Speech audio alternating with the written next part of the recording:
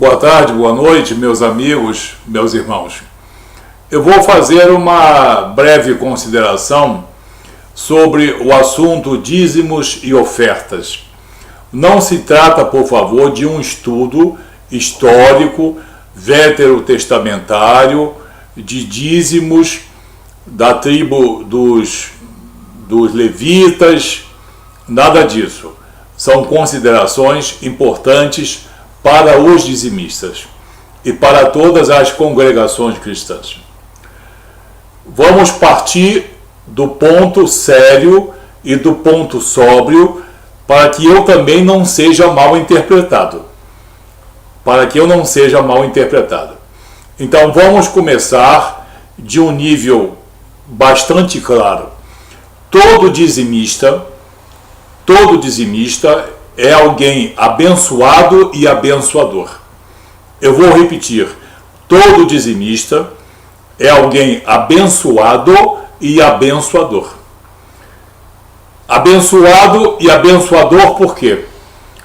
Porque os dizimistas são responsáveis pelo menos por 60%, 70% do sustento das congregações, da obra missionária de Jesus, porque sem evangelismo e sem missões não existe cristianismo, não existe o ide de Jesus, não existe o cumprimento da grande comissão.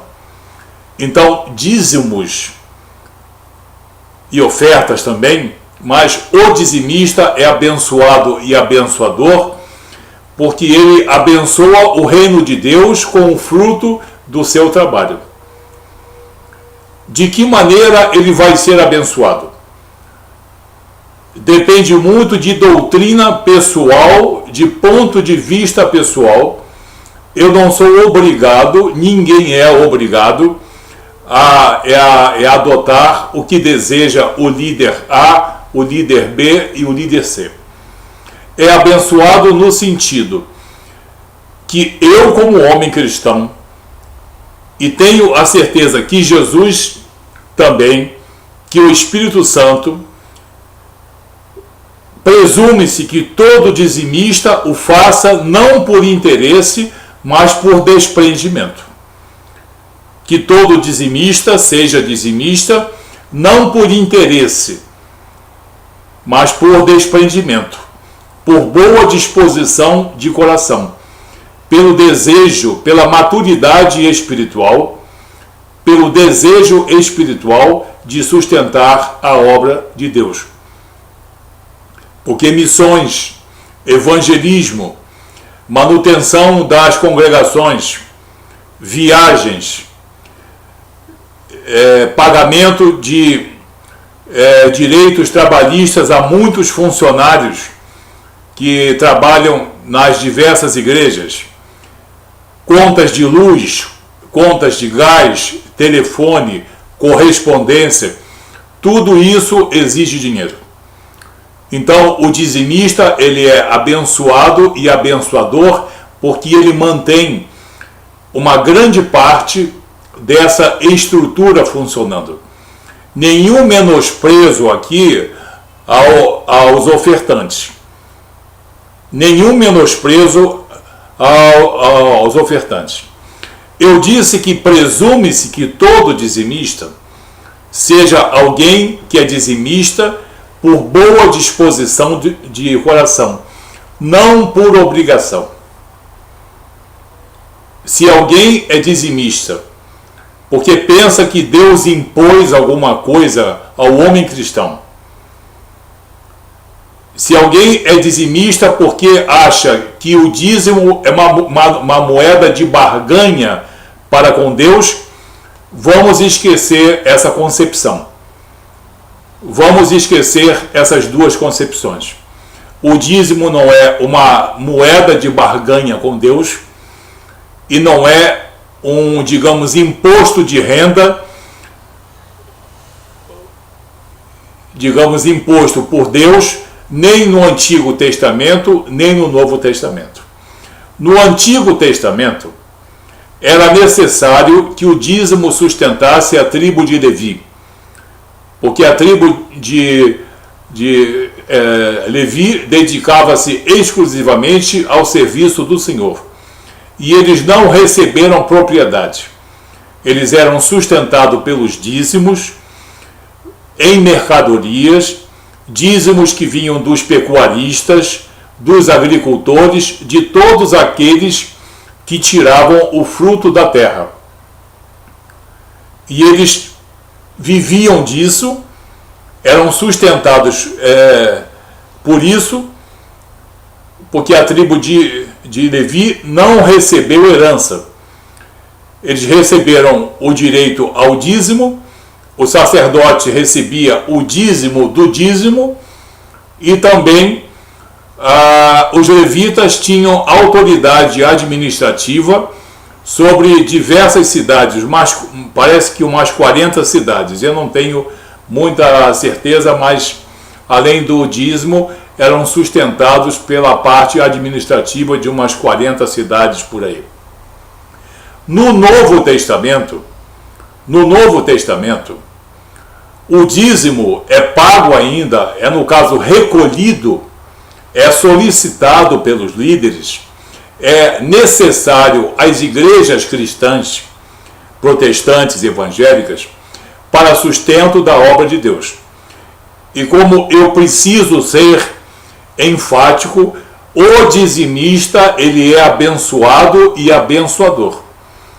Quando ele não é abençoado por um sustento material, segundo o ponto de vista dele, ele é abençoado espiritualmente, dependendo de um outro ponto de vista que o líder dessa congregação dê. Mas vai ter retorno. Vai ter retorno.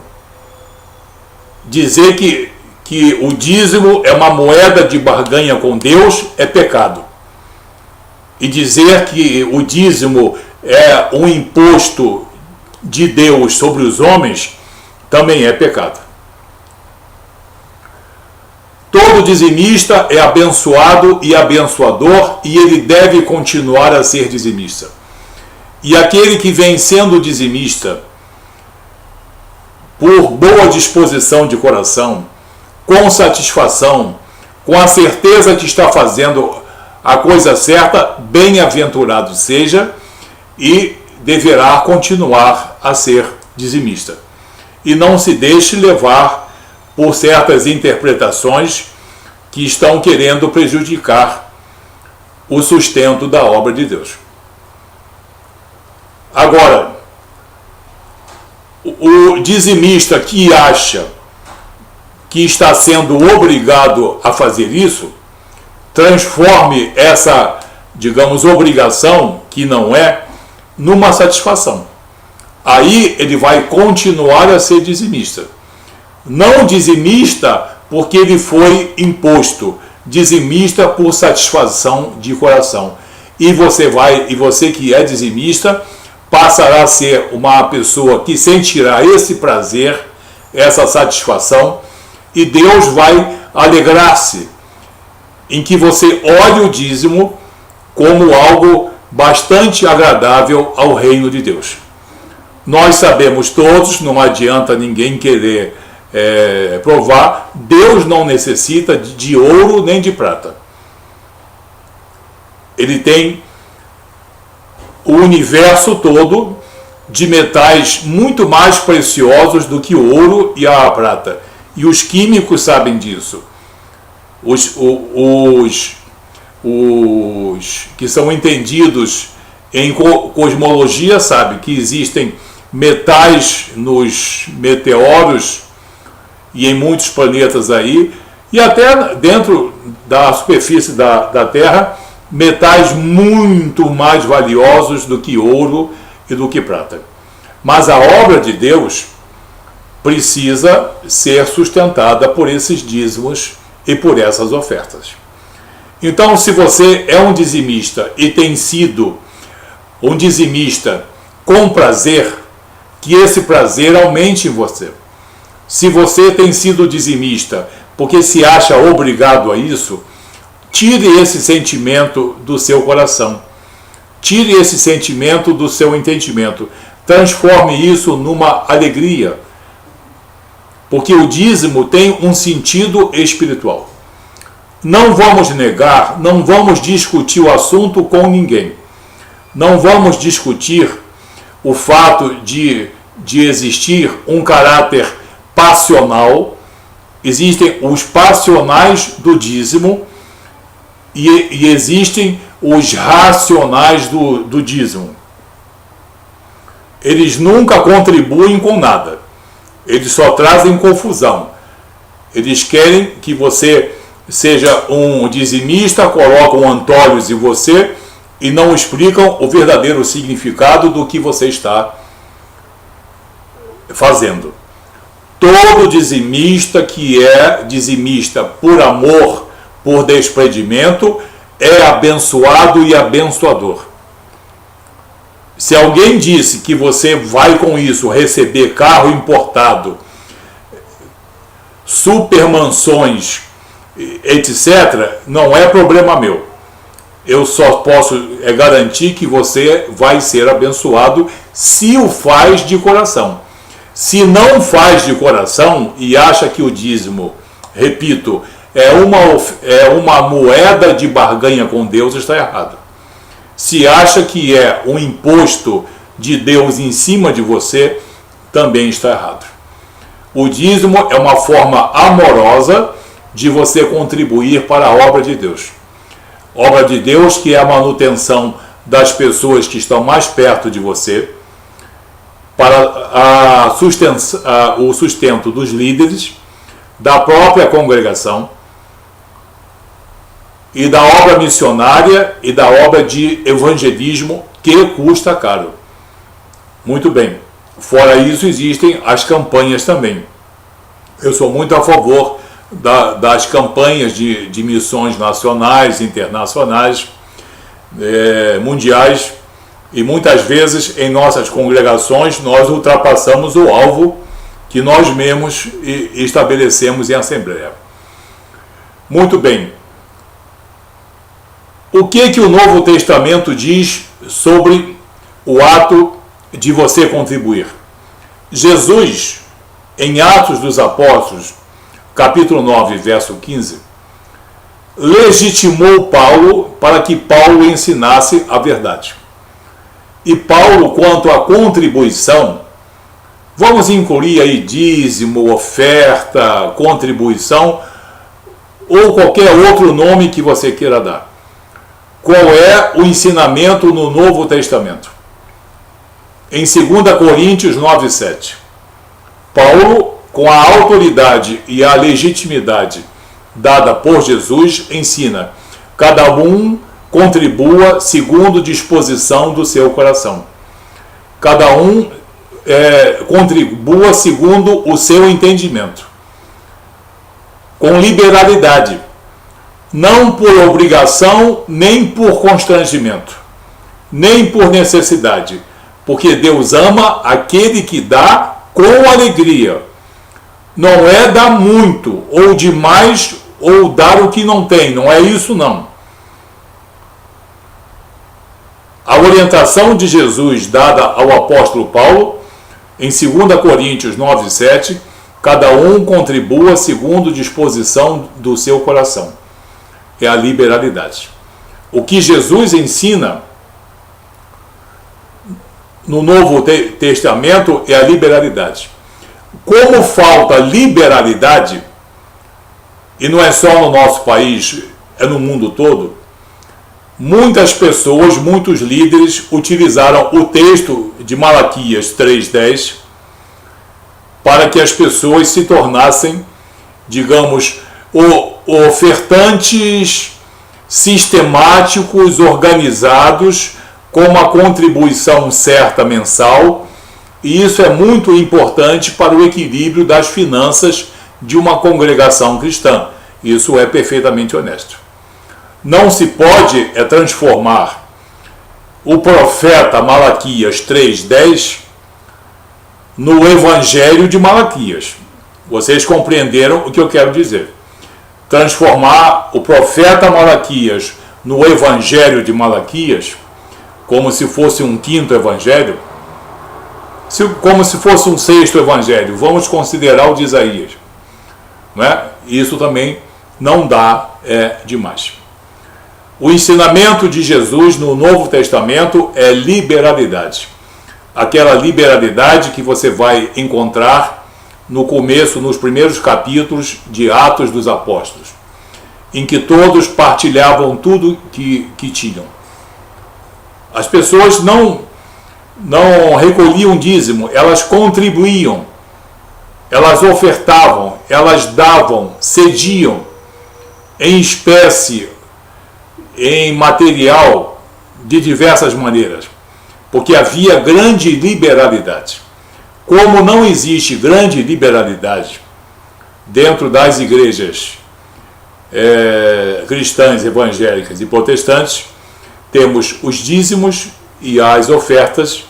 Isso fica de responsabilidade de cada um e de responsabilidade de cada líder. Eu não vou entrar no caráter racional nem no caráter passional.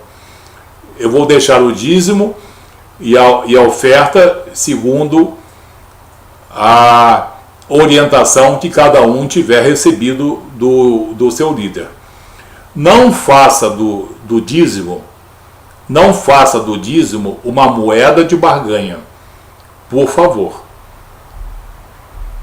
O Espírito Santo de Deus me dá essa autoridade e me dá esse discernimento para eu dizer a você. Não pense que você está barganhando com Deus e que Deus vai ficar impressionado com muitas moedas. Nem é o imposto que você está pagando. Você está dando uma contribuição ao reino de Deus através do teu dízimo, e muitos são dizimistas e também são ofertantes. E esse teu dízimo é extremamente importante para a manutenção da saúde econômica financeira. Será que tem alguém que explora o dízimo? Será que tem alguém que mente quanto ao dízimo? Você sabe, você vai saber. Eu não vou aqui fazer o trabalho que muitos líderes têm que fazer, que é viver na verdade e falar a verdade de Deus. No Novo Testamento, em Mateus 23, e no Evangelho de Lucas, no capítulo 11, versículo 42, se não me engano, Jesus comenta sobre dízimo. Ele não manda nós dizimarmos. Nessas duas passagens, Jesus está conversando como o homem judeu que ele era, conversando com dizimistas judeus. E ele diz: vocês não bastam que vocês sejam dizimistas. Vocês devem continuar a ser dizimistas. Vocês são dizimistas de tudo, porque vocês são dizimistas interesseiros. Esse é o verdadeiro significado de Mateus 23 e de Lucas 11, 42. Jesus repreende aqueles homens: vocês não podem ser dizimistas interesseiros. Vocês têm que conhecer o amor de Deus e a misericórdia. E você, se analisar os dois termos, os dois textos, você vai compreender muito bem que o que eu estou dizendo é absolutamente verdade. A verdadeira exegese dessas duas passagens do Novo Testamento é que Jesus diz: não sejam dizimistas por interesse. Vocês estão plantando até ervas e temperos sem nenhum valor econômico, só para receberem ou tentarem receber os favores de Deus. Não façam isso.